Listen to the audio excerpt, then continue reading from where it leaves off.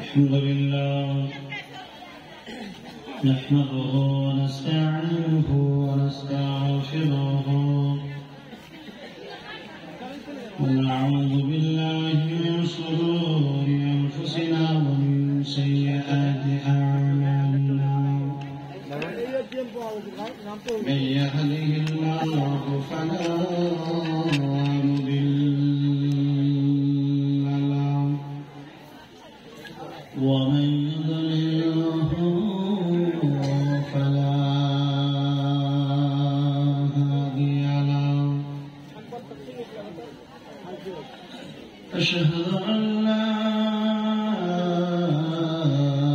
إله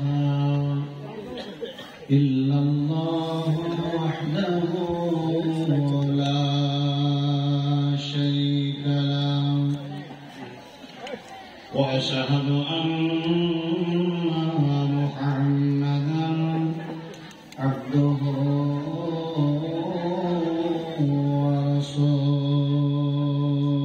ورسوله أما بعد أعوذ بالله من الشيطان الرجيم بسم الله الرحمن الرحيم يا أيها الذين آمنوا اتقوا الله حق تقاته ولا تموتن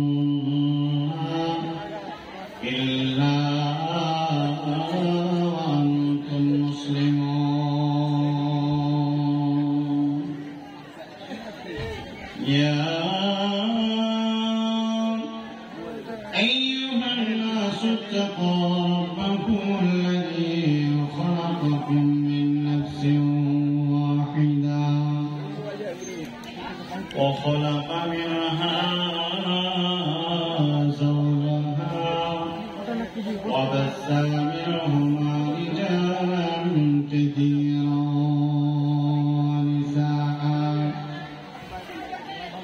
واتقوا الله الذي تساءلون به والأرحام إن الله كان عليكم رقيبا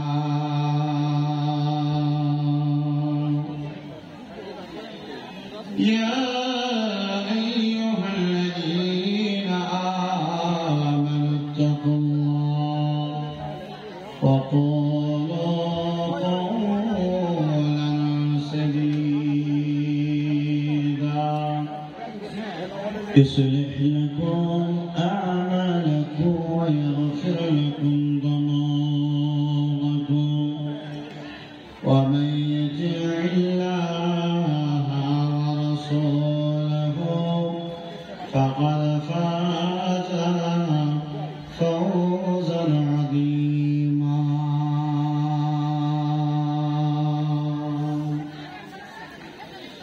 أما بعد فإن خير الحديث كتاب الله وخير الهدي هدي محمد صلى الله عليه وسلم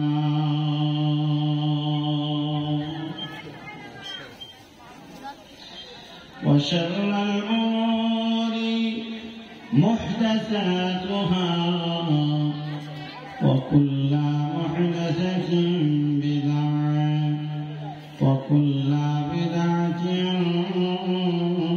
ضلالة وكل ضلالة في النار.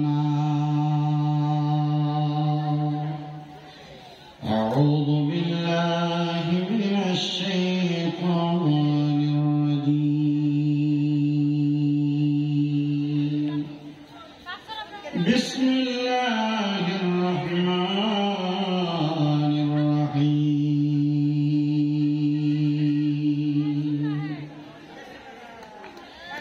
إنما المؤمنون الذين إذا ذكر الله وجلت قلوبهم وإذا تليت عليهم آياته زادتهم إيمانا وعلى ربهم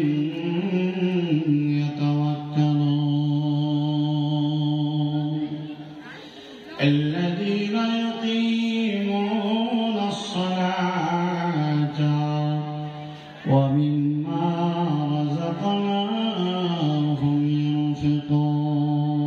ينفقون وقال الله تبارك وتعالى في آية أخرى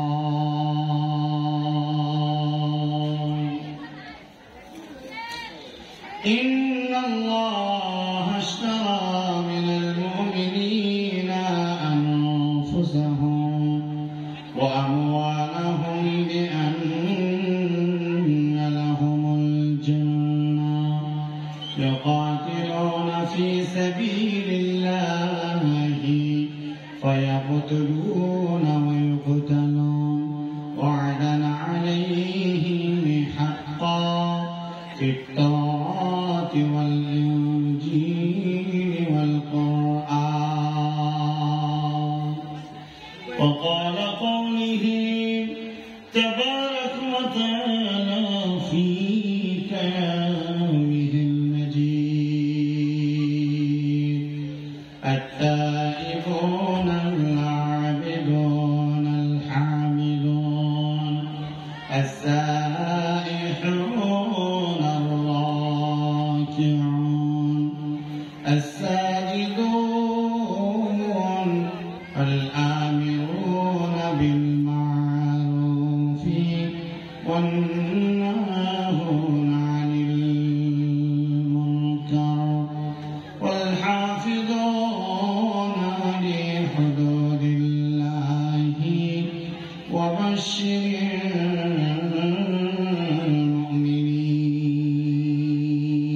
المؤمنين وقال النبي صلى الله عليه وسلم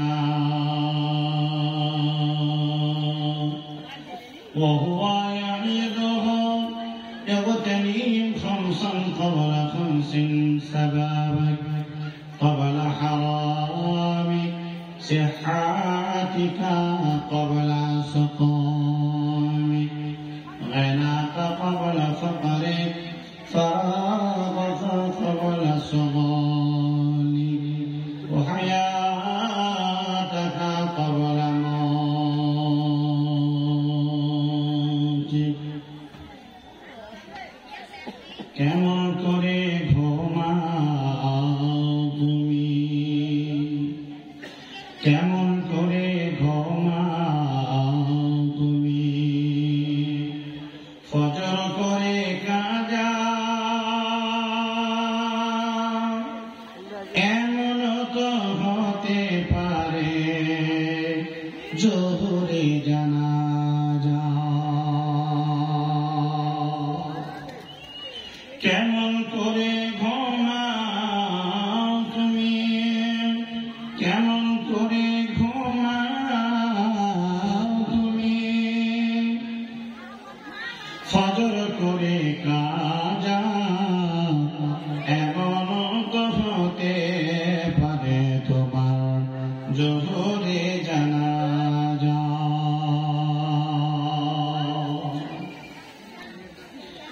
মুসলিম হয় না জন্ম নিলে মুসলমানের ঘরে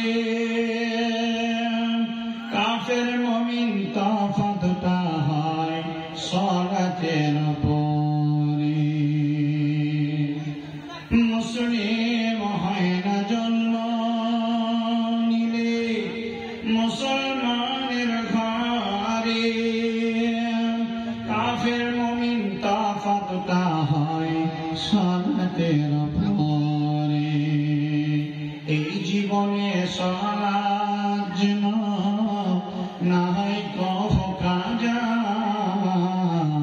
এমন তো হতে পারে তোমার আসরে জানাজা কেমন করে ঘুমাও তুমি ফজর করে কাজা এমন তো হতে পারে তোমার জোহরে জানাজা বেনামাজির লাশ কবরেতে রাখবে রে যখন মাটির চাপে পাঁজরের হাড় ভাঙবে রে তখন বেনামাজির লাশ কবরেতে রাখবে রে যখন মাটির চাপে পাঁজরের হাড় ভাঙবে রে তখন বিষাক্ত ওই সাপের ছবল বিষাক্ত ওই সাপের ছবল বেনামাজের সাজা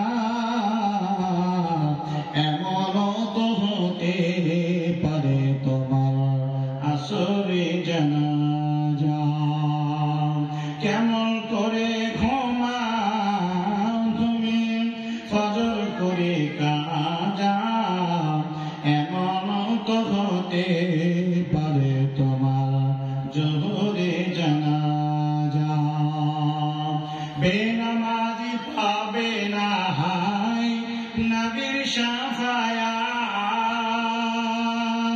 দোজখের আযাব শুধু আঘাত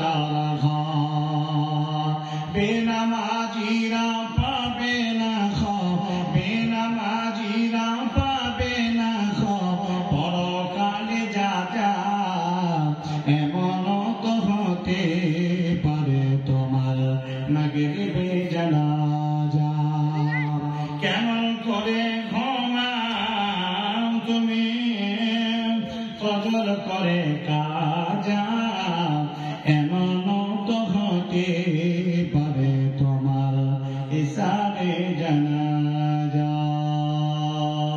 লিল্লাহি তাকবীর নারে তাকবীর সদরে জলসা সম্মানিত আজকের সভার মহামান্য যোগ্যতম সুধী সভাপতি মহাশয় ওই সদরে জলসা স্বনামধন্য উস্তাদুল মুকাররম সুধী নায়েবে সভাপতি মহাশয় আগত বহিরাগত সম্মানিত আজকের উপস্থিত ওলামায়ে কেরামগণ আমার সামনে বসে থাকা দিনদার ইমানদার পরহেজগার বয়োজ্যেষ্ঠ বয়োকনিষ্ঠ সুপ্রিয় ভাই ও বাবা জীবন আমার এক পাশে বসে থাকা সম্মানিয়া মা ও বোনেরা আমরা সর্বাগ্রে সে মহান মালিকের নামে অন্তরের গভীরতা থেকে তার প্রশংসা জ্ঞাপন করব যিনি আমাদেরকে সেই সন্ধ্যা থেকে নিয়ে এ যাবৎ পর্যন্ত অধীর ধৈর্যের পরিচয় দিয়ে অবস্থান করার তৌফিকটুকু যিনি দান করেছেন সেই মহান নফসের মালিকের নামে অন্তরস্থল থেকে তার প্রশংসা আদায় করুন জোরে বলেন আলহামদুলিল্লাহ তারপরে পরে মুক্তির কান্ডারি দুধ সর্বহারার নেতা সরওয়ারে কায়নাত আহমদ মুজতবা মুহাম্মদ মুস্তাফা বলুন সাল্লাল্লাহু আলাইহি ওয়াসাল্লাম তিনার উপরে লক্ষ্য কোটি দরুদ ও সালাম শান্তি অগণিত ভাবে বৃষ্টির ন্যায় সীমাহীন ভাবে বিবর্ষিত হোক আমরা একটু কষ্ট করে বলবো একবার আল্লাহুম্মা আমিন আল্লাহুম্মা সাল্লি আলাইহি আল্লাহুম্মা বারিক আলাইহি বারিক তাসলিমান তাসলিমান কাসীরা সুপ্রিয় ভাই ও বাবা জীবন বক্তব্যের সূচনা লগ্নে খুতবার মাধ্যমে তেলাওয়াত করেছি পবিত্র ঐশী গ্রন্থ কোরআনুল কারীম সূরা নাম্বার 8 আয়াত নাম্বার 2 এছাড়াও আমি আপনার সামনে তেলাওয়াত করেছি পবিত্র কোরআন সূরা নাম্বার 9 সূরা আত-তাওবা আয়াত নাম্বার 111 এবং 112 বিশ্ব নবীর বিশুদ্ধ সূত্রে প্রমাণিত একটি হাদিস মুস্তাদরিক আল হাকিম থেকে একটি আমি আপনার সামনে পরিবেশন করেছি। উক্ত কোরআনের আয়াত এবং হাদিসের সমন্বয়ে আজকে আমি তথা নারী পুরুষ আবার বৃত্ত বনিতা যারা এসেছি, আমাদের পূর্ণাঙ্গ আমাদের অন্তর পরিশোধন করত আজকের জালসার সাফল্যমণ্ডিত হোক, এই কামনা আল্লাহ রাব্বুল আলামিনের কাছে করে আমি আমার যথাসময়ের মাধ্যমে বক্তব্য ইতি টানব ইনশাআল্লাহ। ওয়া তাওফিকে ইল্লা বিল্লাহ। ধারাবাহিকভাবে কোরআন ও কারীমের আয়াত দ্বারা হাদিস দ্বারা বিগত মুকারিরগণ তিনারা বক্তব্য তাকরীর করে গেলেন। আমি আপনার কাছে যতগুলো কথা বলবো আজকে এই একদালিয়া, সম্বলপুর, মহারাজনগর, ইসলামপুর, বড়কান্ডল, ছোটকান্ডল তথা এই আশেপাশে এর যত এলাকা আছে যিনারা এসেছেন আর যিনাদের কাছে মাইকের আওয়াজ পৌঁছাচ্ছে, প্রত্যেকের কাছে আমার আন্তরিক অনুরোধ, আন্তরিক রিকোয়েস্ট, আল্লাহ তাবারক ওয়া তাআলার সন্তুষ্টির উদ্দেশ্যে আজকের কথাগুলো মূল্যায়ন করে আপনি আপনার বাকি জীবন যাত্রা আখিরাতের জন্য কাজে লাগাবেন ইনশাআল্লাহ। আল্লাহ রাব্বুল আলামিন আপনাকে তার নিজের খুব কাছের ক্লোজ বান্দা হিসাবে আপনাকে কবুল করে নেবেন। আল্লাহ তুমি আমাদের সেই তৌফিক এনায়েত করে সকলে বলেন আল্লাহুম্মা আমিন। জালসা জৌলুস অহরহ জায়গায় হচ্ছে, এত জালসা জৌলুস আমরা শুনছি, এত দিচ্ছি, যা কিন্তু মানুষের কোনো পরিবর্তন আসছে না। এজন্যে আমি একটা কথা বারবার বলি, এর পিছনের প্রবলেমটা কোথায়? এত কোরআন হাদিসের নির্ভেজাল বিবরণ দিয়ে আলেম ওলামারা আপনাকে বোঝাতে আছে, তারপরও আপনি ফজরের জামাতে, জোহরের জামাতে, আসরে মসজিদমুখী হন না, সিয়াম রাখেন না, খায়রাত সাদাকা করেন না, নেক সুলুক সদাচরণ করেন না, সৎ আমল করেন না। কারণটা কি? প্রবলেমটা কি?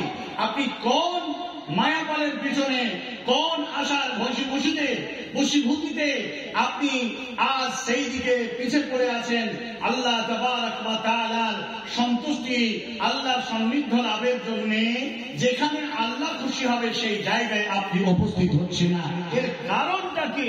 আমি একটি কারণ খুঁজে পেয়েছি আমার ছোট্ট জীবনের তদন্ত অনুযায়ী। যে কথাটা ফেসবুকের পেজেও বলেছি, যে কথাটা প্রত্যেকটা জালসাতে বলছি, আজকে আপনাদের এই একদালিয়া গ্রামেও এই কথা বলছি। যারা নারী পুরুষ আবার বৃত্তপরিতা যারা এসেছেন, যারা কথা বুঝেন আর যারা বুঝার মানসিকতা নিয়ে এখানে এসেছেন, খুব দৃষ্টিভঙ্গি একদম সতর্ক হয়ে কথাটা মূল্যায়ন করবেন। কারণ আমি জানি আজকের সমাজে এই যে জালসা জৌলুস হচ্ছে, মূলত বক্তাগণ যাদেরকে আমরা দাওয়াত করে নিয়ে আসছি, আসলে এই বক্তারা আসে টাকার লোভে। কথা ঠিক না বেঠিক? বক্তা আসে টাকার লোভে। জলসা অ্যারেঞ্জকৃত কমিটিগণ, গ্রামবাসী আবার ডাকে ভাইরাল বক্তাকে। কথা ঠিক কিনা? যার নাম দাম বেশি বক্তাকে দিয়েছ। আরে আমার গ্রামের একটা ছেলে বলছে যে, আমি নাম বলছি না, খুব পরিচিত মুখ বক্তা, বলে ওই বক্তাটাকে আমি চাই যে বক্তাটা ভারতের মাটিতে, পশ্চিম বাংলার মাটিতে মাজার কবর পূজাকে কবর দিতে এসেছে, এই বক্তা আমার বন্ধু। এত ভাইরাল, এত প্রচার, এ যদি 50,000 টাকা নিয়ে আমার পকেট থেকে দিব, তথাপিও তাকে আনতে হবে। কিছুদিন আগে দেখলেন না, খুব ছোট্ট ছোট্ট বক্তা বলে মঞ্চে বক্তব্য রাখছিল, যাকে দেখার জন্য হাজার হাজার নয়, 10,000 20,000 নারী পুরুষ তারা হাজির হতো, শুধু ভাইরাল বক্তাকে দেখার জন্য। উদ্দেশ্য কোথায়? জালসা যারা দিচ্ছেন, সম্মানিত কমিটিগণ, সম্মানিত কর্তৃত্ব ব্যক্তি মহোদয়গণ, আপনাদেরকে সাধুবাসা জানাই। আপনি আসলে আপনার নিয়াত হচ্ছে এই লোককে যদি নিয়ে আসা হয়, এই বক্তাকে যদি নিয়ে আসা হয়, তাহলে প্রচুর জনসমাবেশ হবে আর কালেকশনটা ভালো হবে। কথা ঠিক কিনা? 3 নাম্বার, আপনারা আমরা যারা জালসা শুনতে এসেছি, আপনাদের কাছে যদি জালসা বক্তা যদি নির্বাচনের জন্য যদি ওপেন জেনারেল মিটিং রাখা হয়, তো আপনি বলবেন সুরকার বক্তা নিয়ে আসো। সাধারণত সুরকার বক্তাকে আমরা চরম পছন্দ করি। কথা ঠিক কিনা? তাহলে বক্তা চাই টাকা, কমেডি চাই ভাইরাল বক্তা, আর শ্রোতা মন্ডলী চাই সুর। কি করে আসবে এই হেদায়েতের নূর? কি করে আসবে এই জালসার ভিতরে আল্লাহ হেদায়েতের ঝলক, এই নূরের আলো? এটা কায়েম হবে কি করে? সব দিক থেকে সবাই আমরা একে অপরে আমরা ফেঁসে আছি। আমি আজকে আপনার কাছে বলতে চাই, আমি বুকের পাটা যাদের আছে তারা হাত দিয়ে বলুন, আরেকটা প্রবলেম, আরেকটা সমস্যা। আমি বক্তব্য শুরু করার আগে প্রিয় ভাইরা কথা বলে বলছি, মাই ব্রাদারহুড সিস্টার, আমি আপনাদের মাই মাদার সিস্টার, আমি আপনাদের কাছে অনুরোধ করবো, আজকের কথাগুলো শুধু আপনি একবার ভাববেন। এক দাঁড়িয়ে জালসা কমিটিও বাঁচতে পারেনি এই মারিজ, এই রোগ থেকে। সেটা হলো মেলা, উৎসব, খেলা, খানার দোকান। কথা ঠিক কিনা? মেলা, খেলা, জালসাতে নটরাজ, জাম্পিং, সার্কাস, আল্লাহ কসম করে বলছি, কেউ যদি সাধ করে এই সমস্ত লোকেদেরকে বসুক এই নিয়াত রেখে থাকেন, কোনদিন এই জালসাতে আমাদের কোনো কল্যাণ আসবে না। আল্লাহ রাব্বুল আলামিনের সাহায্য আসবে না। বন্ধ করুন মেলা, খেলা, উৎসব, এই সমস্ত বস্তু দিন না, দিনের বেলা প্রোগ্রাম করুন। আর সেই আলোচকদের নিয়ে আসেন যে আলোচকদের দ্বারা আপনার হৃদয়ের এই মান তাজা হবে। পারবো না করে বলেন ইনশাআল্লাহ। আরে আলোচনা বলেন ইনশাআল্লাহ। মানে আপনার ইনশাআল্লাহ তো মনে হয় কালহা আছে, মানে না না না, ইনশাআল্লাহ তো মনে হয় কোনো ডিস্টার্ব আছে। মানে ইনশাআল্লাহ বললে তো আগামী বছর ইনশাআল্লাহ বলেছি মেলা বসতে দিব, মেলা বসবে না বসবে না, তা আপনি বলতে পারবেন না যে বসবে না। এই জন্য আমি আগে বলতে চাই, আমরা সর্বপ্রথম কমপ্লিট যে মুসলমান, এই মুসলিম আমরা হতে পারিনি। নারী পুরুষ সকলকে বলছি, মুসলিম নারী এবং মুসলিমা মহিলা, আমরা কেউ কমপ্লিট হতে পারিনি। আল্লাহ তাবারক ওয়া তাআলা যে আমরা খালেস বান্দা, আল্লাহকে সন্তুষ্টি অর্জনের জন্য পৃথিবীতে এসেছি, এই মানসিকতা আমাদের কজনের আছে? আচ্ছা আপনি বলুন তো, আপনি যে মুসলিম, তা আপনি মুসলমানের কমপ্লিট একটা মানে ডেফিনেশন বলতে পারবেন? আপনি মুসলমানের সংজ্ঞা বলতে পারবেন? মুসলিম কাকে বলে? আমরা অনেকেই জানি মুসলমান সে যারা নিজের হাসি, নিজের কান্না, নিজের দুঃখ, নিজের বেদনা সব কিছু আল্লাহর কাছে সমর্পণ করেছে, সেই লোকটি হলো কামেল মুসলমান। আল্লাহ তাবারক ওয়া তাআলা বিশ্ব বরেণ্য নবী জনাবে রাসূল আকরাম সাল্লাল্লাহু আলাইহি ওয়াসাল্লাম তিনি বলছেন, হে নবী আপনি বলে দিন, হে নবী আপনি বলুন, কুল। কোরআনুল কারীমের মধ্যে আল্লাহ তাবারক ওয়া তাআলা বলছেন, নবী আপনি বলুন। কি বলবেন? বিসমিল্লাহির রহমানির রহিম। ইন্নাস সালাতি ওয়া নুসুকি ওয়া মাহইয়ায়া ওয়া মামাতি লিল্লাহি রাব্বিল আলামিন। আল্লাহ তাবারক ওয়া তাআলা তিনি বলে দিয়েছেন, ও নবী মুহাম্মদ আপনি বলে দেন, আমার নামাজ, আমার কুরবানি, আমার হায়াতে জিন্দেগি এবং আমার দুনিয়া থেকে ট্রান্সফার হওয়া, অর্থাৎ পৃথিবী ছেড়ে চলে যাওয়া, সবটাই হবে আল্লাহ তাবারক ওয়া তাআলা জোরে। জোরে ইনশাআল্লাহ। পৃথিবীর মধ্যে এই ধরনের মানসিকতার মানুষ আপনি আমি হতে পারি না। আপনি আপনার নিজের স্বার্থের জন্য পৃথিবীতে এসেছেন।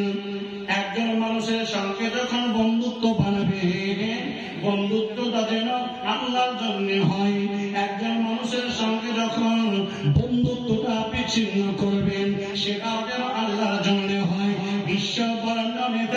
জানাবি রাসূলুল্লাহ সাল্লাল্লাহু আলাইহি ওয়াসাল্লাম তিনি বলে দিয়েছেন, হুব্বু ফিল্লাহি বুগযু ফিল্লাহ, আল্লাহর জন্য ভালোবাসা, আল্লাহর জন্য দুশমনি। ও আমার আজকে একদলিয়ার নারী পুরুষ যারা এসেছেন, আমি প্রত্যেকের কাছেই বলতে চাই, আপনি যদি মুসলমান হন, সর্বপ্রথম আপনার লক্ষ্য উদ্দেশ্য হবে আল্লাহ সন্তুষ্টি। এরা কোন ধরনের হবে, এদের চরিত্র কেমন হবে, ও মা আপনার বৈশিষ্ট্যটা কেমন হবে আপনি একটু শুনে নেন। এত পরিচিত এত মাশহুর রচনা প্রত্যেকেই শুনেছি একবার, হৃদয়ের কান দিয়ে আমরা সেটা ভাবি নাই। মহান আল্লাহ তাবারাক ওয়া তাআলা বলছেন, কামা মাররা ফিল কোরআন সূরা, আল্লাহ তাবারাক ওয়া তাআলা বলছেন সূরা আল আনফাল সূরা নাম্বার 8 আয়াত নাম্বার 2, মসজিদে মারে যারা কোরআন পড়তে জানো, যারা কোরআন পড়তে জানেন, তারা কোরআনের অনুবাদটা পড়েন। আল্লাহ বলছেন সন্তুষ্ট অর্জন করনে ওয়ালারা, তারা তোমরা শুনে নাও, এদের চরিত্র কেমন হবে তোমরা শুনে নাও। আল্লাহ তাবারাক ওয়া তাআলা নাম যদি একবার শুনে নেয়, আল্লাহর জিকির যদি শুনে নেয়, এদের হৃদয়টা থরথর থরথর করে কাঁপবে। মা গো, তুমি যদি কোরআনের বয়ান, জাহান্নামের বর্ণনা, কবরের আযাবের শাস্তির কথা, আল্লাহ তাবারাক ওয়া তাআলা নাম বয়ান যদি শোনো, আর এটা শোনার পরে তোমার হৃদয় যদি ভয়ে সন্তুষ্ট না হয়, তোমার ভিতরটা যদি একবার কেঁপে না উঠে, তাহলে জেনে রাখবে তোমার ভিতরে শস্যার দানা পর্যন্ত কোনো ঈমান নাই। আল্লাহ তাবারাক ওয়া তাআলা বলছেন, জেনে রাখো যারা মুমিন, যারা মুসলমান, যারা আল্লাহর কাছে নিজের হাসি, নিজের কান্না, নিজের দুঃখ বেদনা সবটাই যারা সমর্পণ করে দিয়েছ, তারা কারা একটা বার শুনে না। আল্লাহ তাবারাক ওয়া তাআলা তিনি বলছেন, ইন্নামাল মুমিনুনা আল্লাযীনা ইযা যুকিরাল্লাহু ওয়াজিলাত কুলুবুহুম ওয়া ইযা তুলিয়াত আলাইহিম আয়াতুহু যাদাতুহুম ঈমানা ওয়া আলা রাব্বিহিম ইয়াতাওয়াক্কালুন। এরা কারা? এদের কাছে আল্লাহর বয়ান হলে এদের হৃদয় কাঁপবে, কথা ঠিক, কিন্তু এই কালামুল্লাহ, দি গ্রেট আসমানি কিতাব, এই কোরআন যখন তেলাওয়াত হয়, তখন মুমিন, মুমিনা, মুসলমান, মুসলিমা, মুত্তাকিন, মুত্তাকুন, মুফলিহিন, মুফলিহুন, সমস্ত সালেহিন শ্রেণীর মানুষেরা আল্লাহর সন্তুষ্টি অর্জন করার জন্য যারা প্রত্যেক জগতে যারা বিচরণ করছে, শুনে রাখো তাদের হৃদয়ের ঈমান এত ফেপে যাবে, এত লম্বা হবে, এত বড় হয়ে যাবে, আল্লাহ তাবারাক ওয়া তাআলা প্রকৃত বান্দা তার প্রমাণ হবে যে কোরআনুল কারীম বিশ্ব নবীর হাদিস। কোরআনের তাফসীর হলো হাদিস, কোরআন হলো ওহীর মাতলুব, আর হাদিস হলো ওহীর গैर মাতলুব। এই কোরআনের ব্যাখ্যা হলো হাদিস। প্রিয় ভাইরা, এই কোরআন তেলাওয়াত শুনলে মুমিনদের দ্বীন ঈমান বেড়ে যাবে, আর এরা কন্টিনিউ পারিবারিক জীবনে, ব্যক্তিগত জীবনে তারা সালাতকে প্রতিষ্ঠিত করবে। বন্ধুরা আমার, বাপজিরা আমার, জননী মা, আমাদের মধ্যে এই সিফাতগুলো আছে কিনা একবার আপনি ভেবে দেখুন। একটা গুণ হলো মুসলমানদের। এবার আপনাকে আমি এক এক করে 10টা সিফাতের অধিকারী আছেন কিনা মিলিয়ে নেন। যদি না থাকে তাহলে এই সিফাতের গুণগুলো আপনার ভিতরে আনতে হবে। আল্লাহ তাবারাক ওয়া তাআলা তিনি বলছেন, মুমিন, মুসলমান, এদের আল্লাহ তাবারাক ওয়া তাআলা জান এবং তাদের মালকে আল্লাহ তিনার জান্নাতের বিনিময়ে কিনে নিয়েছেন বা কিনে নেবেন, এ অঙ্গীকার করেছেন। যারা বলবেন না সুবহানাল্লাহ। কজন ব্যক্তি আছেন আল্লাহ তাবারক ওয়া তাআলাকে আপনার জানকে বিক্রি করে জান্নাত হাসিল করার লোক? কজন আপনারা আছেন যে আপনার মালকে আল্লাহর রাস্তায় সম্পূর্ণ ডোনেট করে দিয়ে আল্লাহর সন্তুষ্টি অর্জন করে নেওয়ার জন্য কে আছেন যে তার জন্য আল্লাহ তাবারক ওয়া তাআলা আপনাকে বিনিময় দিবে জান্নাত? এরা কারা? এই শ্রেণীর মানুষের বৈশিষ্ট্য কি, কেমন করে এরা দেবে? আর যারা তাদের জান এবং মাল কাদের আল্লাহ কিনে নেবেন? পবিত্র কোরআন সূরা আত-তাওবা আয়াত নাম্বার 111। ভালো করে শুনুন, খুব কর্ণপাত করে শুনেন। আল্লাহ তাবারক ওয়া তাআলা তিনি বলছেন, বিসমিল্লাহির রহমানির রহিম, ইন্নাল্লাহা আশতারা মিনাল মুমিনিনা আনফুসাহুম ওয়া আমওয়ালাহুম বিআন্না লাহুমুল জান্নাহ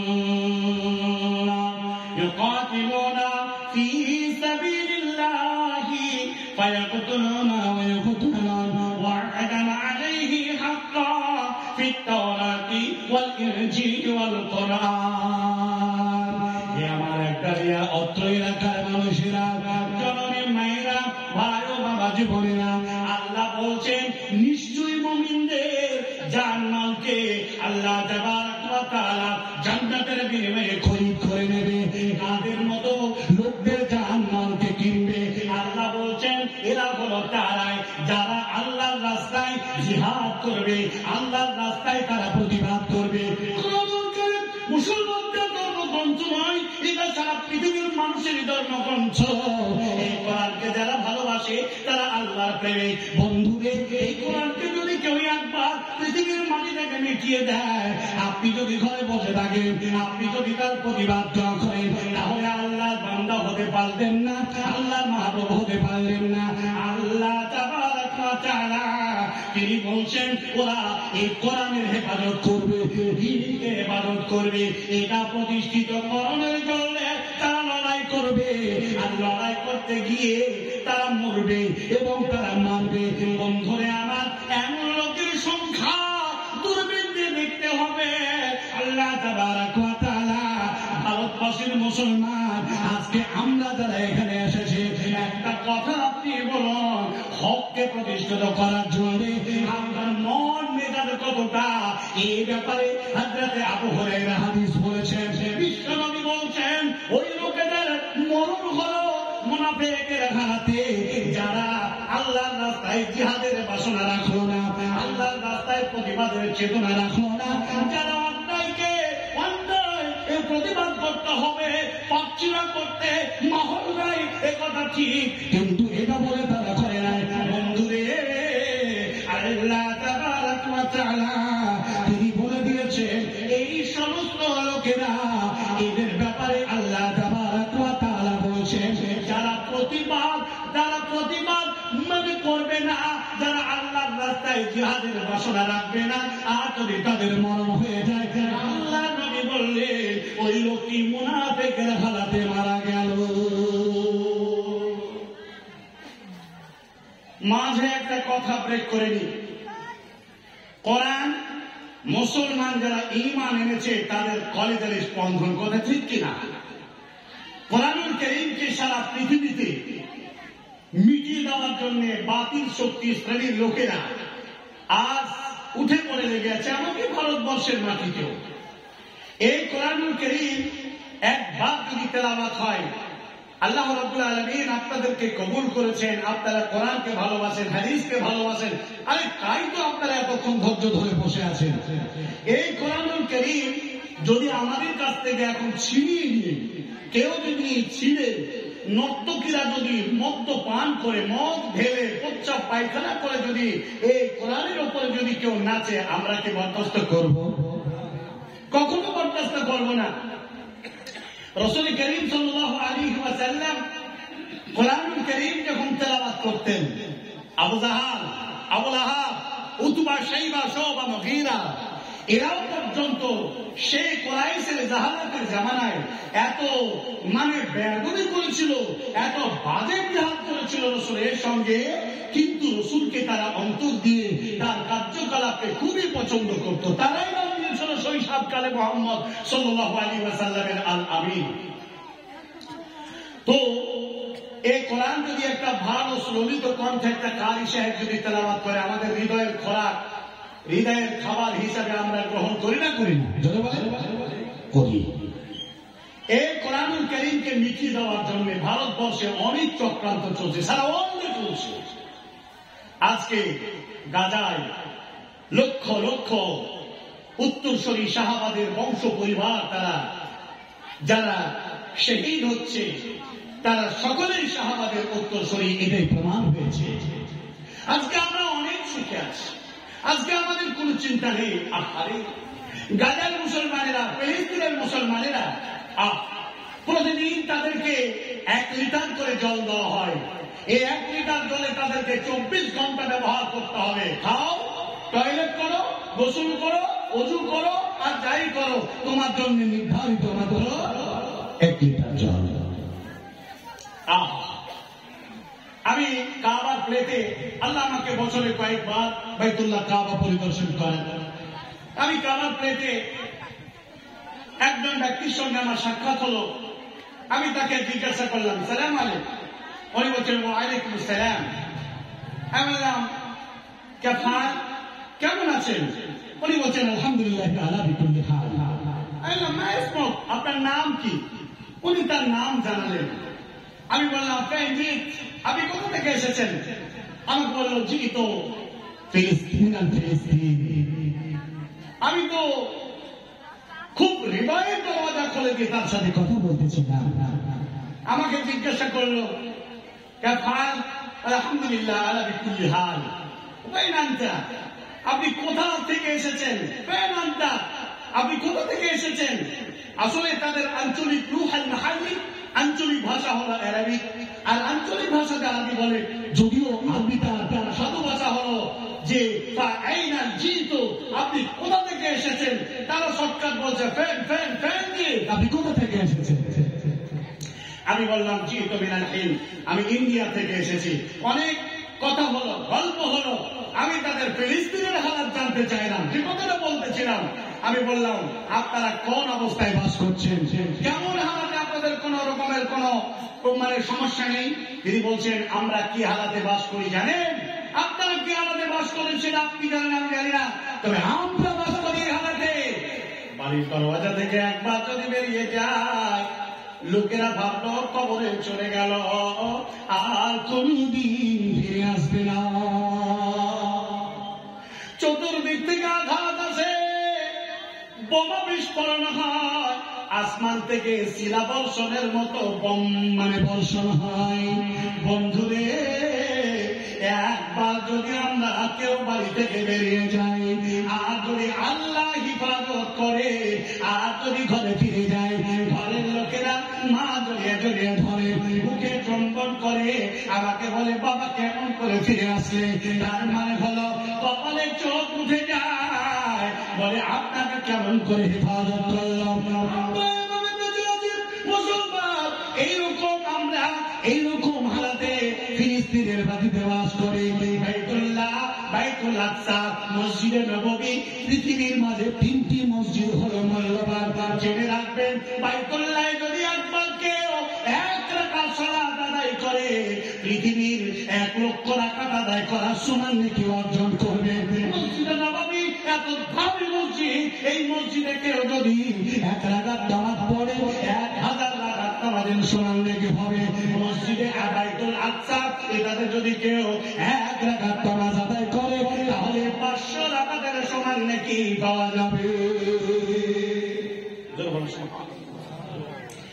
প্রত্যেকটা ব্যক্তিকে মানসিকতা রাখতে হবে, ফিলিস্তিনের মুসলমান তারা তাদের বাইতুল্লাহ, তাদের মসজিদকে হেফাজত করার জন্য তারা রাত দিন হাজার হাজার মানুষ শাহাদাত বরণ করে তারা কবরে চলে যায়।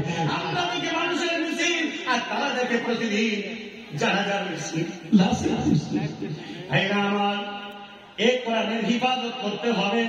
এই কোরআনের হিফাজত করনে वाला প্রতিবাদী যদি আপনি হন, তাহলে আল্লাহ তাবারক ওয়া তাআলা আপনার জান্নাতের বিনিময়ে আপনার জান এবং মালকে কিনে নেবে। রাজস্থানের মাটির একটা কথা বলে দিয়ে আপনাকে স্মরণ করায়। রাজস্থানের মাটিতে একজন কারি সাহেব কোরআনুল কারীম তেলাওয়াত করতেছিলেন, আর কয়েকজন নরনাক্ষস তাদের হাতে সশস্ত্র বাহিনী এসে দরওয়াজায় আঘাত করে।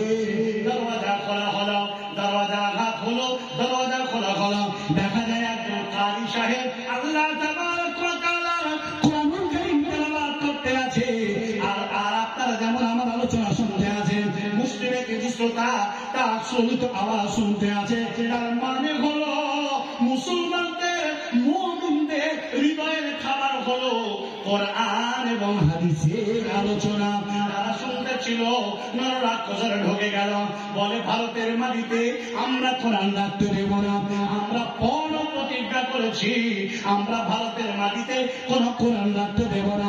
কে তেলাওয়াত করতেছিল? মাওলানা শাহিদ খুরশিদ রাহিমাহুল্লাহ। এত বলিষ্ঠ কণ্ঠে উঠে দাঁড়িয়ে গেলে, আমি আল্লাহর বান্দা, আমার নাম হাফেজ কারি মাওলানা শাহিদ খুরশিদ রাহিমাহুল্লাহ। আক্রমণ করা হলো, গ্রেপ্তার করা হলো, মাওলানা শাহিদকে ধরা হলো, শ্রোতাদেরকে আঘাত করা হলো। তারা ক্ষত বিক্ষত হয়ে জখম হয়ে তারা পালিয়ে গেল। মাওলানা শাহিদকে তার জিহ্বাকে টেনে ধরে ছুরা দিয়ে কেটে নেওয়া হলো। এই জিহ্ব দিয়ে আর কোনদিন তোকে কোরআন তেলাওয়াত করতে দেব না। ওরে মুসলমানের বাচ্চা, মুসলমানের কোরআন দিয়ে সারা পৃথিবীকে তোরা জয় করে দেবি, ভারতের মাটিটাকে কোরআনের মাটি বানাবি, তোদের মাকসাদ বুঝে গেছি। অথচ আমরা মুসলমানেরা কাউকে অন্যায় করে কোরআনের বাণী শোনাতে চাই না। আমরা পড়ি, তারা শোনে, সহ্য করতে পারে না। শয়তান সম্পৃক্ত হৃদয় নিয়ে তুমি অন্ধ হয়ে কাপের মুশরিক হয়ে বেঁচে আছো। বন্ধুদের, মাওলানা শাহিদ খুরশিদকে তারা উলঙ্গ করে দিল, নাভির নিচের সম্ভ্রমটাকেও তারা ছুরি দিয়ে কেটে নিল। তারা খাঁচায় খাসি ছাগল যেমন কাটলে তলপায়, মাওলানা শাহিদ সেভাবে তলপাতে আছে, কারণ তিনি একমাত্র আল্লাহর প্রেমিক, কোরআনের ভালোবাসা। কোরআনুল কারীম তেলাওয়াতের অপরাধে লোটপাটে তিনি জমিনের পরে তলপাতে আছে, আর তিনি তখনও মারা যান নাই। জবান দিয়ে রক্ত প্রবাহিত হয়, নাভির নিচে সম্ভ্রম কেটে নিয়েছে, সমস্ত শরীর দিয়ে রক্ত প্রবাহিত হতে আছে। এমতো অবস্থায় মাওলানা শাহিদ খুরশিদ অচেতন হতে চলেছে। সাল কাঠের আগা দিয়ে এই কোরআনের প্রেমিক তেলাওয়াতকারী হাফেজ কারি মাওলানা শাহিদ খুরশিদকে তারা আগুনের আগা দিয়ে পুড়িয়ে ভস্ম করে দিল। যারা বলেন ইন্না লিল্লাহি ওয়া ইন্না ইলাইহি রাজিউন। বলছিলাম, এই অন্যায়ের প্রতিবাদ যদি আপনার ভিতরে না থাকে, যদি না থাকে, আর এই হালাতে যদি মরে যান, তাহলে আপনি মুনাফিক। এই শ্রেণীর মানুষদের জন্য আল্লাহ তাবারক ওয়া তাআলা বলছেন যে যারা প্রতিবাদ করবে, আল্লাহর রাস্তায় লড়াই করবে, জিহাদ করবে, এই জান এবং মালকে আমি আল্লাহ শহীদ করে দেব। এবার আমি আপনাকে 112 নম্বর আয়াতে তারপরে আল্লাহ কি বলছেন শুনুন। আল্লাহ বলছেন, ও মুসলমান মুমিনেরা তোমরা শোনো, এ বান্দা, ইয়া ইবাদি। আল্লাহ বলছেন প্রত্যেকটা মানুষের আমাদের জীবনে ভুল ত্রুটি আছে। একটা লোক বলতে পারবেন না যে আমার ভুল হয় নাই। আচ্ছা, একটা লোক হাত করে বলেন তো আমার জীবনে কোনো পাপ নাই? আছেন? কার পাপ নাই? কোন মায়ের লাল, মায়ের আলালের দোলাল সন্তান সন্ততি, বেটি বেটা কে আছেন? একবার বলেন আমার জীবনে কোনো পাপ নাই। এমন লোক কেউ আছে? কেউ নেই। এই জন্য হযরত আনাস রাদিয়াল্লাহু তাআলা আনহু তিনি বলছেন, আদম সন্তানের জীবনে ভুল হবে, এটাই স্বাভাবিক। কুল্লু বানি আদম খাত্তান, প্রত্যেকটা আদম সন্তান পাপিষ্ঠ, পাপে ডুবে আছে। আল্লাহর কাছে ওই পাপী সবচাইতে বড় পছন্দনীয় যে তার বিগত পাপকে আল্লাহর সামনে তুলে ধরে ক্ষমা চেয়ে নিল। রাসূলুল্লাহ সাল্লাল্লাহু আলাইহি ওয়াসাল্লাম বলছেন, এই পাপী সবচাইতে বড় আল্লাহর কাছে সম্মানের পাত্র। কার পাপ নাই? আরে পাপ হয়েছে তো কি হয়েছে, আর দ্বিতীয়বার হবে না? রাসূলের আর একটা হাদিস বলছেন, যদি কোনো পাপ তোমাদের না হতো এই সম্প্রদায় যদি কোনো পাপ না করত, আল্লাহ এই সম্প্রদায়কে উঠিয়ে নিতেন। আবার একটা সম্প্রদায়কে আল্লাহ পাঠাতেন যারা পাপও করত, আল্লাহর কাছে ক্ষমাও চাইত। কথা বলেন ভাই, প্রিয় ভাইরা, বুঝবেন না এখনো কথা এগোয়নি, উঠে যাওয়াটা ভালো নয়। তার মানে আপনার দিলের খাবার মনে হয় পূর্ণ হয়ে গেছে, আর আপনার এই হৃদয়ে খাবার, ইমানের খাবার দরকার নেই, তাই আপনি উঠে যাচ্ছেন।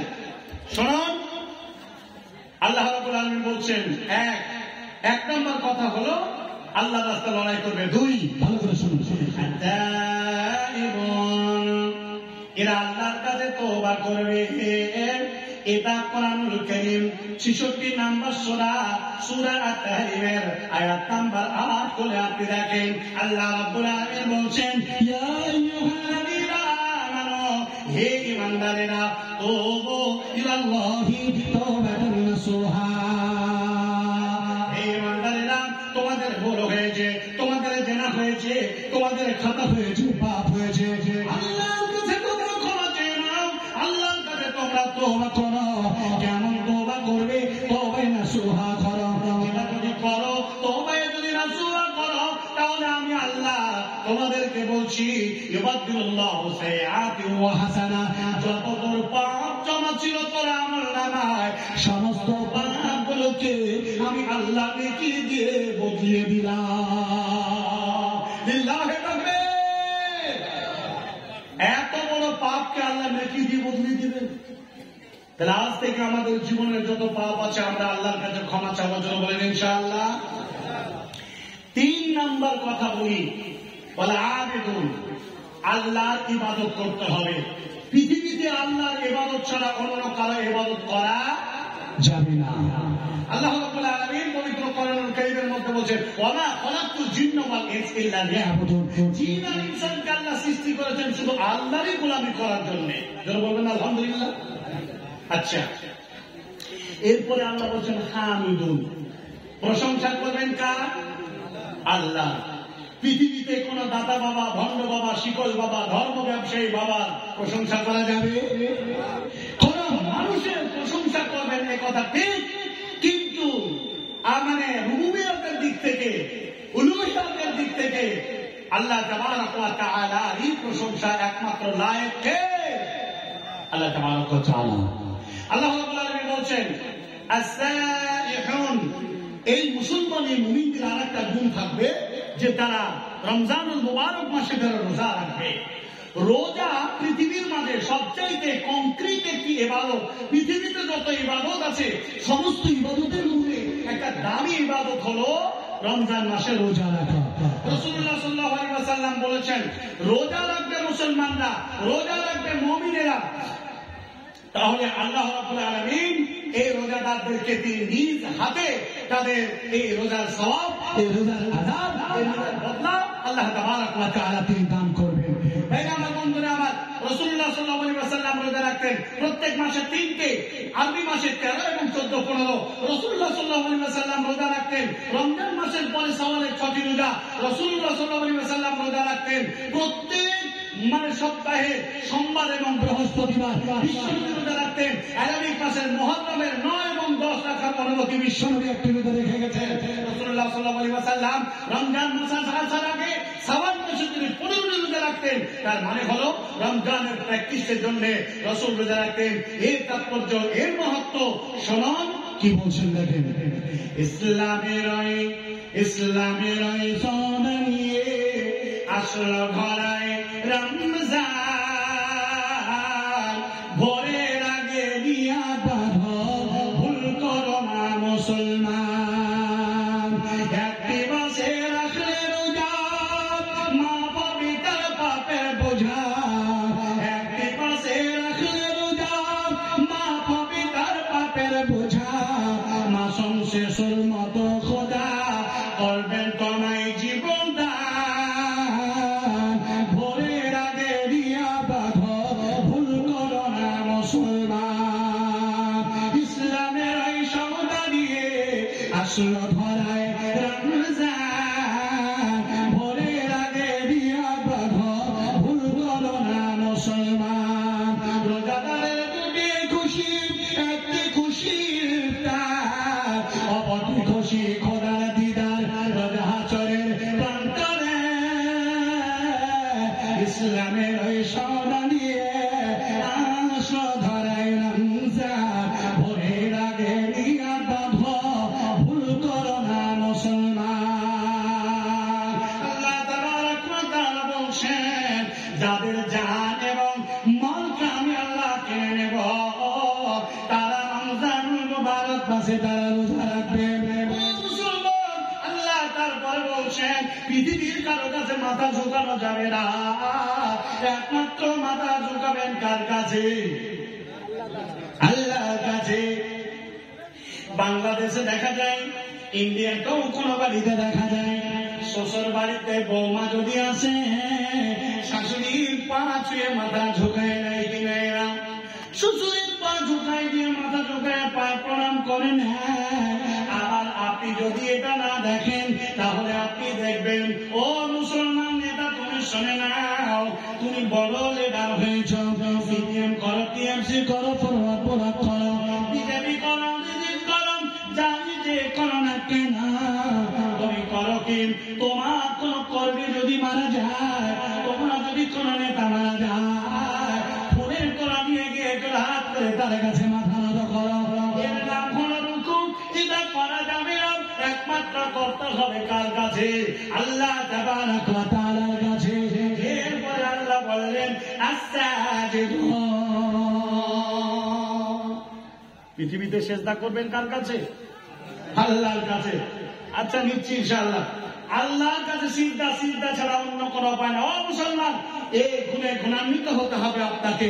তাহলে সিজদা যে আমরা কবরে করি, সিজদা যে আমরা মাজারে করি, সিজদা যে আমরা পীর সাহেবের পাথার তলায় করি, সিজদা যে আমরা পীর সাহেবের বুড়ো আঙুল সুজাসুজি করি, হাজি আলিতে করি, ওই আপনার পাথর চাপড়িতে করি, ফুরফুরাতে করি, আজমিরে করি, কবরে সেজদা করি না, করি না? আল্লাহু আকবার। এরা পরিপূর্ণ এই ধর্ম ব্যবসায়ীরা এই সমস্ত মানুষদেরকে অন্ধ করে দিয়েছে। প্রিয় ভাই সকল, যত ধর্ম ব্যবসায়ী আছে এরা কবর মাজার যারা তৈরি করে, আল্লাহ জানে ওর কবরে কুকুর শুয়ে আছে না মানুষ শুয়ে আছে, কেউ সেই জানে। একজন লোক পীর সাহেবের মুরিদ ছিল, তোর পীর বাবার কবর ছিল, ওর পীরে ও যার কাছে মুরিদ, আর ইনি যার কাছে মুরিদ হয়েছে তিনি তো মারা যান নাই, তো তিনি তার উস্তাদে তার পীরের কবরকে উনি পূজা করতেন আর ইনকাম করতেন। এখন এই পীর সাহেব মারা গেল, ওর বহু ভক্ত তার কবরকে ভাগ করে নিল। এখন এই বেটা কি নিয়ে পূজা করবে? এই জন্য তার সাধের একটা ভালো ঘোড়া ছিল, ঘোড়াটা হঠাৎ মারা গেল, ঘোড়াটাকে কবর দিল, বড় করে মাজার তৈরি করলো, নাম দিল হযরত শাহ ঘোড়া শাহ রহমতুল্লাহ আলাইহি। আর সেই কবরে ওরস করলো, এ করলো, সে করলো। এই জন্য বলে থাকি, ওরে ও পাগলা বাবা, ওই আমার ভণ্ড বাবা, ওই আমার খাজা বাবা, রোজ হাসরে দেখবে তোমার কোন বাবা। ওরে ও পাগলা বাবা, ওই আমার খাজা বাবা, ওই আমার ঘরের বাবা, রোজ হাসরে দেখবে তোমার কোন বাবা। নামাজের ধান ধারি না, কোরআনের ধান ধারি না, মাজারেতে গাঁজা খায়, লম্বা লম্বা চুল রেখেছি শিকুল পড়া সারা গা, মুচির দিকে চেয়েছ, মুচির দিকে চেয়েছ, না জানি না কি কারবা। ওরে ও ভণ্ড বাবা, ওই আমার খাজা বাবা, ওই আমার ঘরের বাবা, এর হাসানে দেখবে তোমার কোন বাবা। যত মাজার কত বাবা, বাবা হলো বেসুমার, লিল্লাইনি নাই রে মাজার, মাসলাইনি সব মাজার। যত মাজার কত বাবা, যত বাবা কত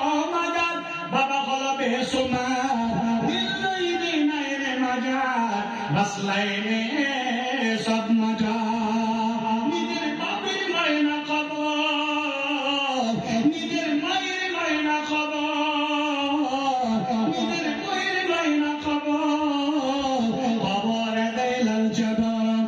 ওরে ও ভণ্ড বাবা, ওই আমার খাজা বাবা, ওই আমার ঘরের বাবা, রোজ হাজারে দেখবে তোমার কল বাবা।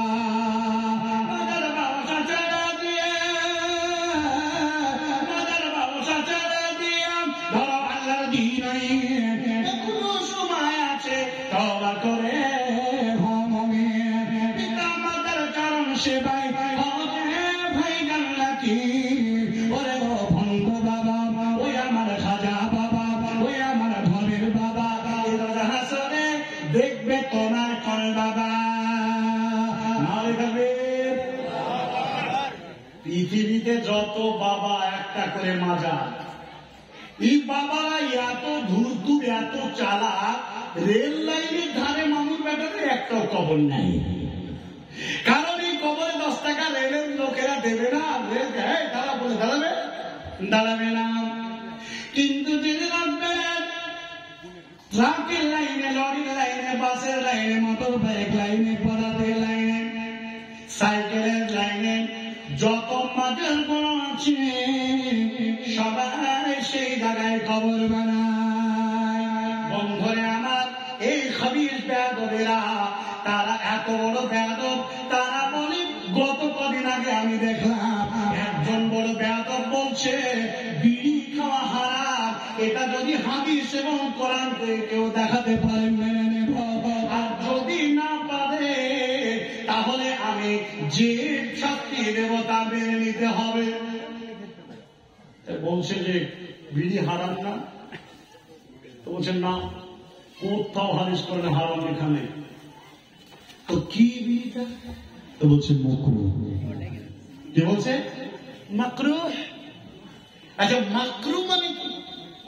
আমাদের আহলে হাদিসের মধ্যে এটা আগে জানতাম, ওটা হারাম, ওটা মাকরুহ। আরে বাবা, মাকরুহ মানে কারাহিয়া, এটা অপছন্দনীয়। আচ্ছা বলেন, ওই এটাকে প্রশ্ন করার দরকার, বিড়ি হারাম না মাকরুহ, তাই না? ঠিক আছে, তো বিড়ি এ হলো মাকরুহ। তো বিড়ি মানে মাকরুহ যদি হয়ে থাকে, মাকরুহ কি? মাকরুহ দুই ধরনের, ভালো করে বুঝে যাবেন। একটা হলো মাকরুহ তাহরিমি, আর একটা হলো মাকরুহ তানজিহ। আচ্ছা, ওর খাতিরে তাহরিমি মানে একেবারে হারাম, কোরআন হাদিস বলে দিয়েছে ফয়সালা। কিন্তু মাকরুহ তানজিহকে বলছে মাকরুহ রে বেটা, মাকরুহ খাওয়া যায়। তা আমি একজনকে বলছি বিড়ি খাওয়া যায়, তো নাকের কুটা কেন খাওয়া যায় না? বিড়ি খাওয়া যায়, বিড়ি খাওয়া যায়, তো তোর পাঁচা দিয়ে হানিসের রক্ত বেড়েছে, খাওয়া যায় না কেন? বিড়ি খাওয়া যায়, তোর শরীরে যে পাকা ফোট একদম সাদা হয়ে টুল টুল টুল টুল করছে, মালটা সূর্যে ফুটলে পিচ করে বেরিয়ে যাবে, তো হা করবি, খাবি?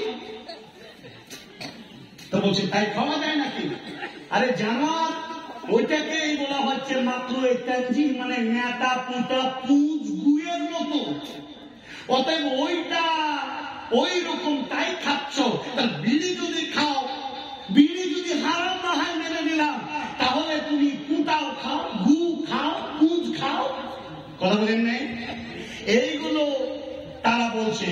বেটাকে আচ্ছা জবাব দিতে আমার পাল্লায় কোনদিন পড়ে যায়, তাহলে আমি জবাব দেবো, আর সাথে বেটাকে পুঁজ আর নাকের পুঁতা আমি বের করে দেবো, না হাতের বেলা দেওয়ার সাথে খাওয়াবো। কথা বলেন? এই খবিশেদের জানাই মুসলমানদের দিনের ধর্মের প্রচুর দুর্নাম। এক শ্রেণীর মানুষেরা বড় ঢাকি টুপি, এদের মাথায় এত লম্বা টুপি, বাড়িতে দুটো গরু থাকার দালি কেনার দরকার হবে না। এই বেচারা বলছে গুস্তাকে রসুল হলো আহলে হাদিসরা, বলে নাউজুবিল্লাহ। আরে গুস্তাকে রসুল মানে বোঝেন? ফার্সি কথা, গুস্তাকি মানে রসুলের সঙ্গে বেয়াদবি করে আহলে হাদিসরা। এরা বলে আহলে হাদিসরা হলো গैर মুকাল্লিদ, ওয়াহাবি, লা মাযহাবি। এরা কোন মাযহাব মানে না। বেটা মুখ থেকে সত্য কথা দুটো বেরিয়েছে, আমরা সত্যি ওয়াহাবি এবং আমরা সত্যি গैर মুকাল্লিদ। আমরা তোমার পীর বাবা কুকুরের কোন মুকাল্লিদ করি না, আমরা মুকাল্লিদ হলো হযরত মুহাম্মদ রাসূলুল্লাহ। বলে সাল্লাল্লাহু আলাইহি ওয়াসাল্লামের।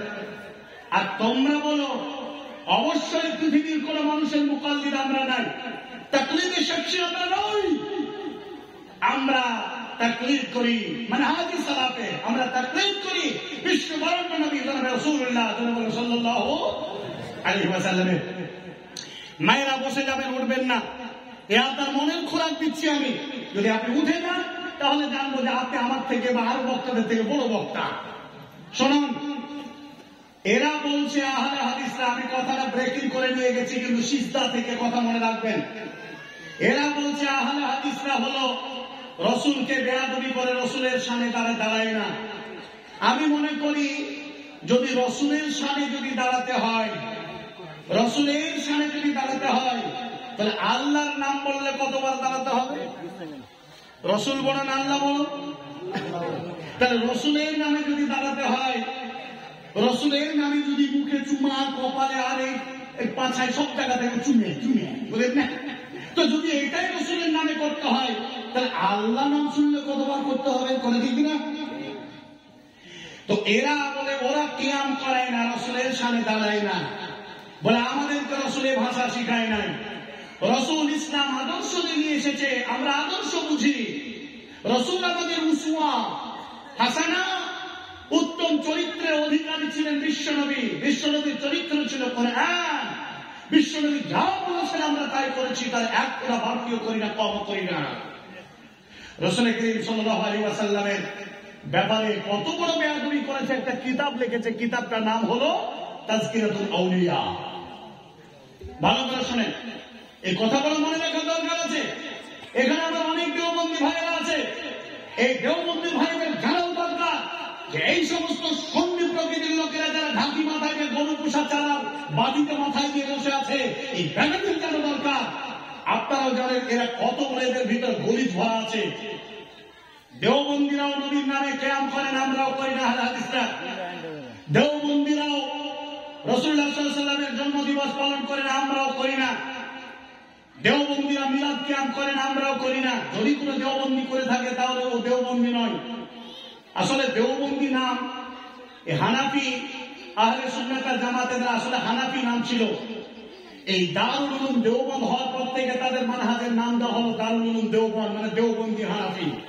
আর মুসলমানদের মধ্যে সঠিক নাম যেটা আল্লাহ কোরআনে বলেছে, মুহাম্মদ সাল্লাল্লাহু আলাইহি ওয়াসাল্লাম তথা সাহাবীরা বলেছেন যে আহলুল হাদিস, সাহাবীরা তার নাম রেখেছেন, আল্লাহ রাব্বুল আলামিন তার নাম রেখেছেন।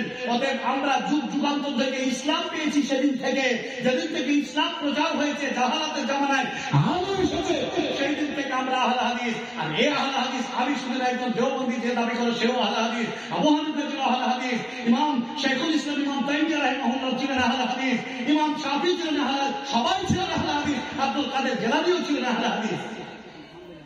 এরা বলছে গোস্তাকি রাসূল হলো আহলে হাদিসরা। তাজকিরাতুল আউলিয়া এই ইমদাদিয়া পাবলিকেশন থেকে মানে বইটা প্রকাশিত বাংলাদেশ। এই বইটা 204 নম্বর পৃষ্ঠাতে প্রকাশ করেছে কিয়ামতের দিন যেদিন মানুষ বিশ্বনবী জনাব রাসূলুল্লাহ সাল্লাল্লাহু আলাইহি ওয়াসাল্লামের শরণাপন্ন হবে, সেই দিন মুহাম্মদ সাল্লাল্লাহু আলাইহি ওয়াসাল্লাম সমেত যত নবী সকলে মিলে বাইতুল মুস্তামির কাছে শরণাপন্ন হবে। বলেন জোরে নাউজুবিল্লাহ। এরা হলো সঙ্গীদের সঙ্গীদের বড় পীর। এই বাইতুল মুস্তামির, বাইতুল মুস্তামির জন্য বলে যে মুহাম্মদ সাল্লাল্লাহু আলাইহি ওয়াসাল্লাম কিয়ামতের দিন কিচ্ছু করতে পারবে না উম্মতের জন্য। মুহাম্মদ সাল্লাল্লাহু আলাইহি ওয়াসাল্লাম তৎসহ যত নবী ছিলেন আর এই উম্মত সবাই বাইতুল মুস্তামির কাছে শরণাপন্ন হবে। আর বছর বলবেন নাউজুবিল্লাহ। এত বড় গোস্তাকে রাসূল, তোমরা রাসূলকে মাথায় নিয়ে নাচো, তোমরা রাসূলের নামে দাঁড়াও, তর্কের খাতিরে করে দিলাম যে তোমরা সম্মান করো। এই কত বড় অসম্মান, এই কত বড় বেয়াদবি। বিশ্ব নবী পর্যন্ত সেই দিন আর কোনো কিছু করার থাকবে না। বাইতুল মুস্তামি যা করবে একমাত্র তিনি করবেন।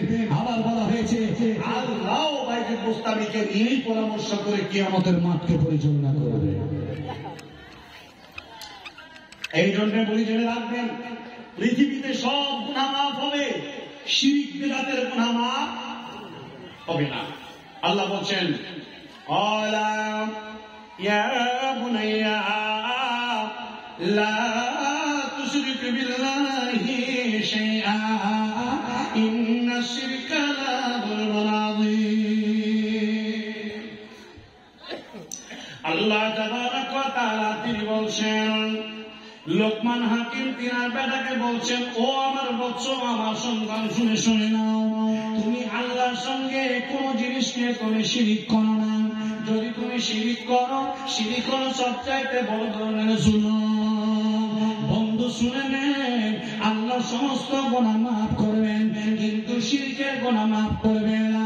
আল্লাহ এত রাগান্বিত হবেন যে রাগ আল্লাহ কন্ট্রোল করবেন না, খাতির করবেন না, তাকে জাহান্নামের আগুনে দগ্ধবিদ্ধ করা হবে।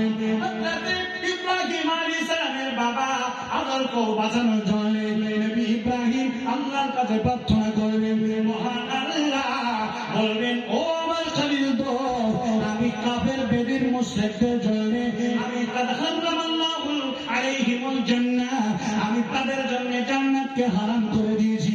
তারা কারা? তারা হলো কাফের। তারা কারা? তারা হলো মুশরিক। এই মুশরিক কাফের বেদিনদের জন্য আমার জান্নাতের দরওয়াজা বন্ধ, এটা আমি ওয়াদা করে দিয়েছি কোরআনুল কারীমে। একজন স্ত্রী যদি স্বামীর মাথাতে থাকে, আর ওই স্ত্রী যদি স্বামীকে আদর করে, যত্ন নেয়, ভালোবাসা দেয়, বাপজি রে, ও আমার দোস্ত, তুমি শুনে নাও দোস্ত, তোমার স্ত্রী তোমার মাথা হাতে মোহর দিয়ে তুমি নিয়ে এসেছো, তার নাভির নিচের সম্পদটাকে তুমি ভোগ করো, তুমি তার শরীরটাকে ভোগ করো।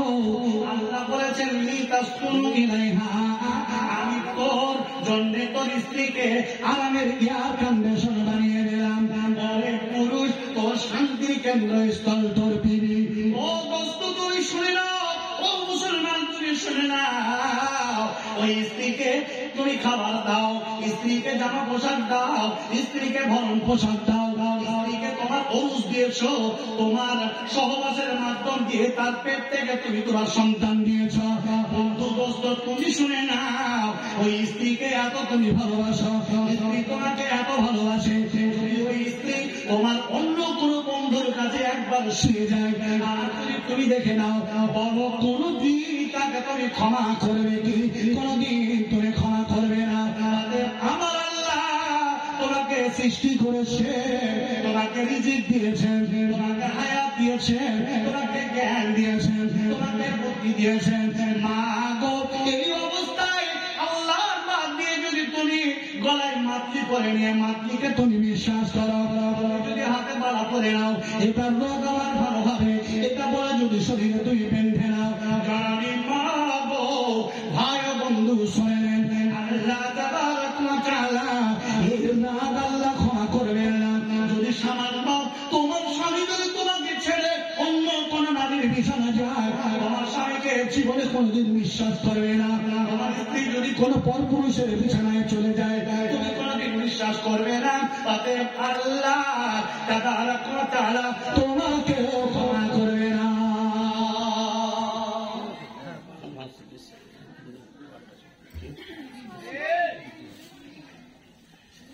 বললেই তো শেষ হয়ে গেল। আচ্ছা, মাঝে একটা ব্রেক করে কথা বলি, এখনো 3টে অপশন বাকি আছে। আপনারা কি বিরক্ত হচ্ছেন ভাই? জানারা স্বামী অসুস্থ, তার জন্য স্ত্রীর জন্য স্ত্রী দান করলে ভালোবাসা, এই স্বামীর ভালোবাসা স্ত্রীর জন্য মধুময় করে দাও, জান্নাত পর্যন্ত পৌঁছার জন্য বলেন আমি 500 টাকা দান করেছেন। আল্লাহুম্মা সাল্লি আলাইহিন্না, আল্লাহুম্মা বারিক আলাইহিন্না। মাংস অনেক বেঁচে আছে, যদি কারো মাংস দরকার থাকে কটাকে কেটে দেবেন? 500 টাকাতে 3 কিলো দেওয়া হবে, 30-40 কেজি আছে। এবার সবাই দেন না তো, রান্না করা, রান্না করা, হ্যাঁ জি, রান্না করা। তো কি বাড়ি থেকে কয়টা কেটে নিয়ে যেতে হবে না? ক্যারি ব্যাগ দিয়ে দেবে। হ্যাঁ, এটিএম কার্ড একটা পাওয়া গেছে, নাম বলবেন না কেন, এর উল্লেখ আছে। মনিরুল ইসলাম। না না, অন্য লোক আসলে তো হবে না। হ্যাঁ, অন্য লোক আসলে তো আমি বলবো যে আপনার এটিএম নাম্বারটা বলে মিলাবো জানি। হ্যাঁ, মনিরুল ইসলাম ভাই, আপনার এবার কি কার্ডটা বলবো না, আমরা জানতে পারছি এটা কি কার্ড থাকলো ভাই না বাবু তোমার মালিক বোন সুবহানাল্লাহ, এটা তোমার তার প্রমাণ? আমার ছেলেটা নিয়ে গেছে টাকা উঠাতে যায়, পকেট থেকে বার হতে পারে গেছে। কি কার্ড দাঁড়া, কি কার্ড বলো, কি কি কি ব্যাংক? এই যে এটা কি কার্ডটা ব্যাংকটা বলতে হবে। হ্যাঁ না, মনিরুল ইসলাম তো এখানে আছে। হ্যাঁ, মনিরুল ইসলাম। কি ব্যাংক এটা? ইউনিয়ন দাদা দেখো, চিনতে পারছেন কিনা? দিয়ে দেন যদি চিনতে পারেন। ঠিক আছে তো, ঠিক আছে না? আচ্ছা দিয়ে দেন, চাচা চিনে নিয়েছেন। আরে দিয়ে দেন, আর ইনকোয়ারি কি আছে? আল্লাহ কত ইনকোয়ারি করবে, পারবেন কথা।